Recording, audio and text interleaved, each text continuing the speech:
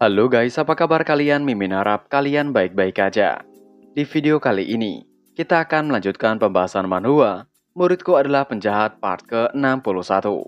Seperti biasa bagi kalian yang baru aja mampir di channel ini, jangan lupa untuk tekan tombol subscribe, like, dan juga komen.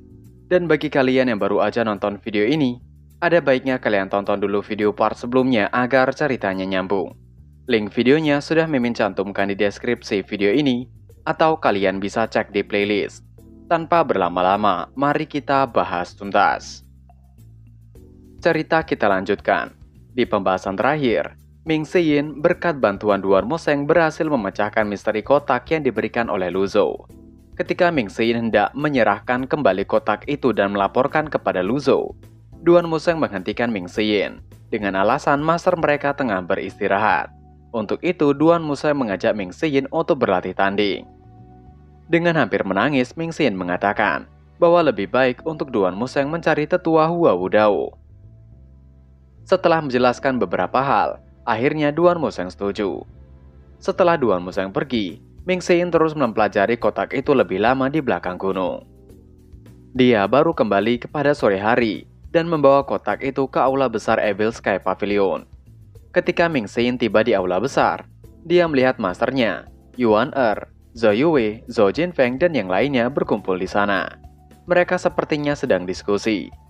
Lu Zhou duduk di atas yang lain ketika ia melihat Ming Se-in masuk. Ia mengatakan bahwa itu tepat waktu. Ming Se-in meletakkan kotak itu di lantai dan memberi hormat kepada Lu Zhou sembari mengatakan bahwa ia telah membuka kunci rahasia untuk membuka kotak tersebut. Lu Zhou merasa sedikit bersemangat, tetapi ekspresinya tetap tidak berubah seperti biasanya. Meskipun muridnya ini sedikit sulit dikendalikan, dia sangat kompeten dalam menyelesaikan tugas. Ming Se-in menjelaskan bahwa untuk membuka kotak ini, 6 senjata harus dipasang di alur masing-masing. Ming Se-in melambaikan tangannya dan kotak itu melayang di udara. Ia menunjukkan pola di kotak itu dan menjelaskan pola-pola itu adalah Jasper Saber dan pedang panjang umur. Dan ada bulu merak dan ars Morse. Ming Se-in memegang kotak itu pada satu sudut sehingga sinar matahari dari luar aula besar akan menerangi alurnya. Itu seperti yang dikatakan Ming Se-in. Pola pada permukaan kotak adalah pola senjata ke-6 muridnya. Ming Se-in mengatakan dengan bangga bahwa kakak senior ketiganya, Duan Museng, dan dirinya memasukkan senjata mereka ke dalam alur sebelumnya. Dan celah itu muncul. Ia perkirakan mereka perlu 2 lubang lagi sebelum bisa membuka kotak tersebut. Lu Zhou mengangguk dan memuji Ming Se-in. Ming Se-in merasa seolah-olah dia melonjak dari kebahagiaan ketika Lu Zhou memujinya. Dia membungkuk dan menangkupkan tinjunya. Dia berterima kasih atas kata-kata baik dari masternya. Lu Zhou telah memikirkan hal itu sebelumnya. Dia bahkan telah mengubah bentuk anime agar sesuai dengan alurnya. Tapi usahanya tidak berhasil. Jelas, sistem tidak akan membiarkan Lu Zhou berbuat curang. Dia membutuhkan Jasper Saber, pedang umur panjang, dan senjata lainnya untuk membuka kotak ini. Namun sekarang para murid jahatnya telah meninggalkan Evil Sky Pavilion.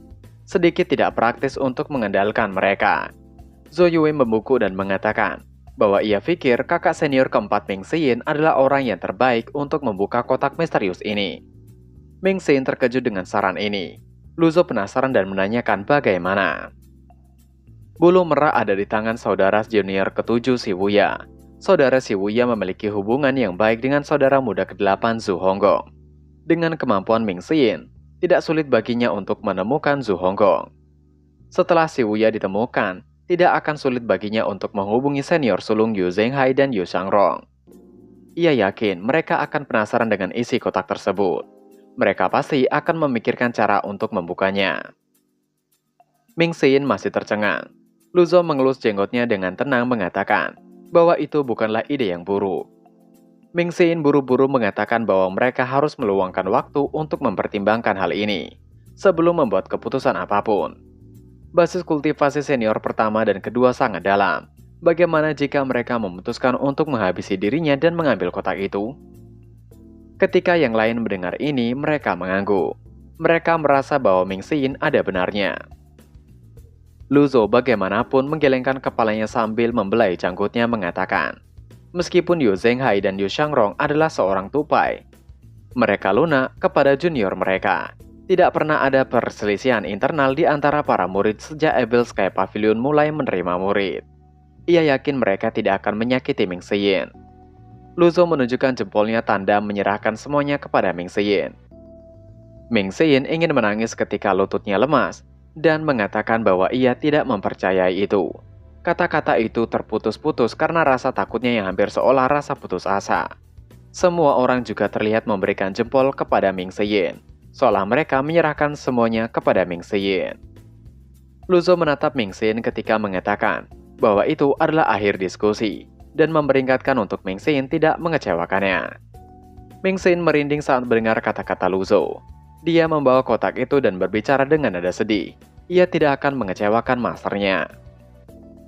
Setelah itu, semua orang pergi meninggalkan Luzo dan hanya tersisa Yuan Er saja, yang tengah memberikan makan pada burung pembawa pesan. Luzo melirik dashboard sistem.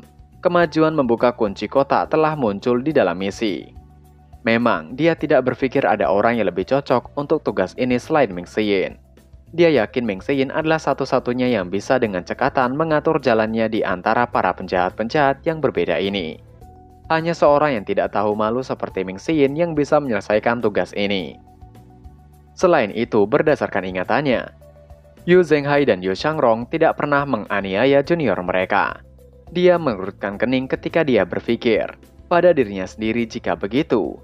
Mengapa mereka meninggalkan Evil Sky Pavilion? Hal itu membuat Luzo sedikit pusing. Setelah Ming Seyin meninggalkan aula besar dengan kotak di tangannya, seorang kultivator wanita masuk dan membungkuk sebelum dia melaporkan pada Luzo bahwa Ye Tianxin tidak menunjukkan perubahan hari ini. Luzo menjawab dengan acuh tak acuh ia mengerti. Ye Tianxin telah tertidur lelap dan nasibnya masih dalam ketidakpastian. Yuan Er menanyakan dengan lembut, Ye Tianxin tidak akan binasa bukan? Luzo menjawab jujur bahwa ia tidak tahu. Masih dengan menumpahkan makanan burung, Yuan Er bertanya dengan polos, apakah ketika Ye Tianxin binasa, Luzo akan bahagia? Luzo tidak menjawabnya. Tidak tahu ekspresi seperti apa yang diperlihatkan Luzo ketika mendengar pertanyaan ini. Luzo hanya menanyakan kepada Yuan Er, apakah Yuan Er telah menyelesaikan tugas yang ia berikan? Yuan Er dengan takut mengatakan belum. Luzo seolah kesal mengatakan, lalu apa yang Yuan Er lakukan? Yuan Er terdiam tidak mengatakan apapun yang kemudian Yuan Er melihat adanya burung pembawa pesan. Yuan Er melompat dengan kecepatan kilat beberapa saat kemudian. Ia kembali dengan sepucuk surat di tangannya. Luzo tidak menegurnya untuk ini. Sebaliknya dia mengatakan untuk Yuan Er membacanya. Yuan Er mengatakan bahwa itu adalah surat dari Jiang Ajian, yang kemudian melanjutkan membaca suratnya. Di dalam surat, Jiang Ajian menulis bahwa ia telah menyampaikan pesan yang Luzo berikan. Seperti yang diharapkan, dia tidak terlalu memikirkannya. Juga, Luzo benar. Seorang dengan posisi tinggi di istana tidak bersahabat dengan Wei Zouyan. Luzo mengangguk, itu seperti yang diprediksi. Wei Zouyan telah bekerja keras untuk naik ke posisinya saat ini. Dia sekarang menjadi perwira penting di Great Yan dan memimpin pasukan yang tangguh. Jika seseorang muncul entah dari mana dan menyuruhnya untuk menyerahkan semua ini, dia tidak mungkin menyetujuinya. Luzo meminta untuk Yuan Er mengirim balasan. Katakan bahwa ia telah menerima suratnya. Luzo mengelus jenggotnya dengan tenang. Yuan Er berbicara dengan nada marah dalam suaranya, bahwa Wei Zouyan ini membuatnya gugup. Haruskah ia turun gunung dan menghabisinya? Luzo menanyakan dengan skeptis. Dapatkah seorang kultivator ranah Divine Court menghabisi seorang elit berdaun 7 atau mungkin seorang elit berdaun 8? Yuan Er menundukkan kepalanya saat dia memutar-mutar jarinya. Wajahnya memerah karena malu. Luzo menjelaskan bahwa Wei Zouyan tidak mengandalkan basis kultivasinya sendiri ketika dia menjadi panglima tertinggi dari 3 pasukan. Tertarik satu rambut dan seluruh tubuh bergerak. Dia berbeda dari Leng Luo. Leng Luo pernah berada di atas daftar hitam. Dia hanya pion di dinas rahasia. Keluarga kekaisaran Great Yan tidak akan peduli dengan dia bahkan jika dia binasa. Namun Wei Zouyan berbeda. Ada banyak yang menginginkan kebinasaannya, dan ada juga banyak yang tidak ingin. Mendengar itu akhirnya Yuan Er mengerti. Ia menanyakan apa yang harus mereka lakukan sekarang. Dengan menenggak minumannya, Luzo meminta untuk Yuan Er tidak perlu khawatir. Ia menginginkan lebih dari sekedar hidup Wei Zouyan. Setelah itu, waktu berlalu singkat. Hingga setengah hari kemudian, Ming Sein meninggalkan Evil Sky Pavilion dengan kotak dan bergegas ke markas Zhu Honggong. Ketika Ming Sein tiba, Zhu Honggong sedang tidur siang di kursi kayunya. Salah satu bawahan Zhu Honggong buru-buru berlari ke arahnya dan berteriak. Mereka memiliki masalah. Seseorang telah menyusup ke markas. Zhu Honggong melompat dari keterkejutannya. Dia buru-buru bangkit dan menegur, kenapa begitu panik? Siapa yang berani menyerang Tiger Ride di waktu istirahatnya? Begitu Zhu Honggong selesai, suara Ming Sein terdengar dari luar. Ia melihat bahwa Zhu Honggong menjadi lebih mengesankan sejak terakhir kali mereka bertemu. Sosok Ming Sein muncul di hadapan Zhu Honggong. Dia menempuh jarak 300 kaki dengan tenang dan mencapai Zhu Honggong hanya dalam sekejap mata. Melihat Ming Sein, tiba-tiba Zhu Honggong bersujud di hadapan Ming Sein hingga suara mirip seperti nangka besar yang matang terjatuh dari pohon. Perilaku bak rajanya telah benar-benar lenyap. Dengan terbata-bata menanyakan, apa yang membawa Ming Sein ke tempatnya? Ming Sein dengan acuh tak acuh menanyakan, ada apa dengan pertanyaan itu? Apakah ia tidak diterima di sana? Zhu Honggong berkata dengan penuh rasa terima kasih. Mungkinkah Ming Sein memutuskan untuk bergabung dengan Tiger Ride geng miliknya? Itu keren. Zhu Honggong memutuskan, mulai hari ini Ming Sein akan menjadi pemimpin geng Tiger Ride. Ia akan membiarkan Ming Sein memiliki gelar Raja Jahat juga. Ia tidak keberatan bermain biola kedua untuk Ming Sein. Ming Sein meletakkan kotak yang ia bawa di meja terdekat. Dia duduk tanpa diminta dan mengatakan, untuk Zhu Honggong menghentikan kata-katanya. Ia tidak akan pernah meninggalkan Evil Sky Pavilion sedikit pun. Ia datang untuk menjalankan misi. Zhu Honggong gemetar dalam hatinya. Ia menanyakan, apakah misi Ming Sein adalah untuk menangkapnya dan menghabisi mereka? Dia dipenuhi dengan kekhawatiran dan dahinya berkeringat dingin ketika dia mengingat pertempurannya dengan masternya di altar giok hijau. Ming Sein mengejek Zhu Honggong bahwa ia tidak mengerti bagaimana seorang pengecut seperti Zhu Honggong cukup berani untuk meninggalkan Evil Sky Pavilion. Basis kultivasinya tidak sedalam basis kultivasi senior pertama dan kedua. Zhu Honggong tidak memiliki keberanian senior kedua Yu Shangrong dan tidak memiliki otak seperti junior ketujuh Shibuya. Mungkinkah Zhu Honggong mengandalkan tubuhnya yang besar? Zhu Honggong menimpali dengan sedikit malu-malu. Ia meminta untuk Ming Sein tidak menghinanya. Walaupun begitu, ia adalah orang pintar. Ming Sein menatapnya dengan ragu-ragu, apakah memang begitu? Zhu Honggong membenarkannya. Jika ia tidak pintar, ia pasti sudah akan ditangkap oleh master hari itu di dekat altar giok hijau.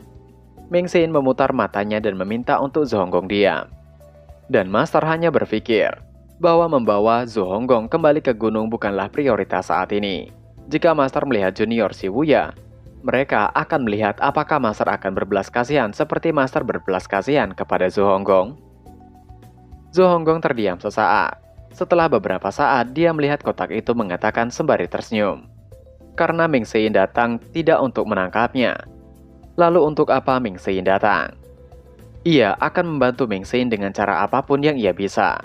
Ming Sein menunjuk ke kotak di sampingnya mengatakan, kotak misterius ini milik master. Itu hanya bisa dibuka dengan senjata senior ketujuh Shibuya, senior pertama Yu Zhenghai, dan senior kedua Yu Shangrong. Junior ketujuh adalah sosok yang sulit dipahami. Karenanya ia tidak punya pilihan selain mencari Zhu Honggong. Zhu Honggong bergerak sembari menarik pedang milik bawahannya mengatakan, itu hanyalah sebuah kotak. Mengapa tidak memotongnya dengan senjata? Tidak perlu senjata kelas surga. Ming Sein tidak menghentikan Zhu Honggong. Dia duduk di kursi kayu, menunggu untuk menonton pertunjukan yang bagus. Zhu Honggong mengacungkan pedang dan menebas tanpa ampun. Ketika pedang itu berbenturan dengan kotak misterius, percikan terbang di udara saat pedang itu patah menjadi dua dan jatuh menancap pada bawahan Zhu Honggong dan binasa. Mata Zhu Honggong hampir keluar dari rongganya. Dia melihat kotak misterius itu dan menelan ludah. Ia penasaran mengapa kotak itu begitu kuat. Ming Sein meraih anggur di sampingnya dan memakannya. Dia meludahkan kulitnya dari waktu ke waktu sembari mengatakan, jika ia mengetahui jawabannya, apakah ia akan datang ke tempat Zhu Honggong? Zhu Honggong kemudian menanyakan pada Ming Sein. Ia benar-benar penasaran. Evil Sky Pavilion sekarang telah melemah, dan dunia kultivasi tengah menunggu kehidupan master berakhir. Ketika saatnya tiba, semua harta di Evil Sky Pavilion akan dijarah. Mengapa Ming Sein tidak mengambil kesempatan ini? Tiba-tiba Ming Xin membentak untuk Zhonggong diam. Zhonggong segera bersujud karena ketakutan. Ming Xin mengatakan, Zhonggong telah mengkhianati Master, orang kotor yang mencela Master. Tidak masalah Zhonggong meninggalkan Evil Sky Pavilion, tapi Zhonggong berani mengutuk Master. Apa yang pernah Master lakukan pada Zhonggong hingga Zhonggong mengutuk Master mereka? Zhonggong menggaruk kepalanya menjawab dengan polos. Ia telah dipukuli berkali-kali. Tidak ada permusuhan di antara ia dan Master. Ming Xin langsung menanyakan kepada Zhonggong, apakah Zhonggong tahu apa yang terjadi pada Ye Tianxin? Zhonggong dalam sujudnya membuka mata seolah penasaran dengan topik itu. Ming Xin mengatakan dengan dingin bahwa basis kultivasi Ye Tianxin hancur dan nasibnya dalam limbo. Ia meminta untuk Zhonggong mendengarkan. Jangan melawan Master. Ia bisa mengerti mengapa Zhonggong ingin meninggalkan Evil Sky Pavilion. Tapi jika Zhonggong melakukan sesuatu di belakang, maka... Ming Xin menghentikan kata-katanya sebelum selesai. Zhonggong meluruskan 3 jari dan bersumpah ke langit. Ia ketakutan sembari mengatakan, ia tidak pernah melakukan apapun pada Master semenjak ia meninggalkan Evil Sky Pavilion. Ketika Ming Xin memintanya untuk menyelidiki penculikan di keluarga Qi, ia menyelidikinya secara menyeluruh. Seorang melakukan kejahatan menggunakan nama Tiger Eye. Ia telah dijebak. Ming Xin menanggapi, ia tidak bertanya tentang keluarga Qi milik Yuan Er. Mengapa Zhonggong menganggap komentar umum sebagai serangan pribadi? Zhonggong menarik wajahnya ketika mengatakan, ia tidak akan bisa membersihkan namanya bahkan jika ia membasuh diri di sungai Yangtze. Ming Xin memutar matanya meminta untuk Zhonggong berhenti membahas. Ia tahu Zhonggong tidak berada di balik penculikan keluarga Qi. Zhonggong tidak begitu berani. Ketika Zhonggong mendengar ini, dia sangat gembira. Dia berkata dalam upaya menyanjung Ming Xin. Ia tahu Ming Xin yang paling masuk akal. Ia menanyakan, Master tidak mengatakan apapun bukan? Ming Xin menjawab, Master bahkan tidak terlalu memikirkan Zhonggong. Zhonggong seharusnya tidak memiliki pandangan yang berlebihan tentang dirinya sendiri. Ming Xin terus berkata dengan ekspresi tegas. Untuk kembali ke topik utama. Zhonggong telah melihat kotak itu bukan? Apakah Zhonggong tahu di mana junior ke-7 si Wuya berada? Zhonggong terkekeh mengatakan, bagaimana ia tahu di mana senior ke-7 berada? Namun Ming Xin dapat mencoba mencarinya di Crouching Dragon. Ia mendengar markas Dark Knight terletak di sana. Ming Xin tiba-tiba merendahkan suaranya. Ia mengatakan Zhonggong belum pernah menjadi ahli strategi. Apakah Zhonggong mencoba membawanya ke dalam bahaya? Begitu Ming Xin selesai berbicara, tepuk tangan terdengar dari belakang yang mengejutkan Ming Xin dan Zhonggong. Dan chapter pun berakhir. Nah, itu tadi adalah pembahasan Manhwa, Muridku Adalah Penjahat part ke-61. Seperti biasa sebelum mengakhiri video ini, Mimin ingatkan untuk kalian bahagia dan sehat selalu. Terima kasih sudah menonton video ini. Dan sampai jumpa lagi di video selanjutnya. Jana.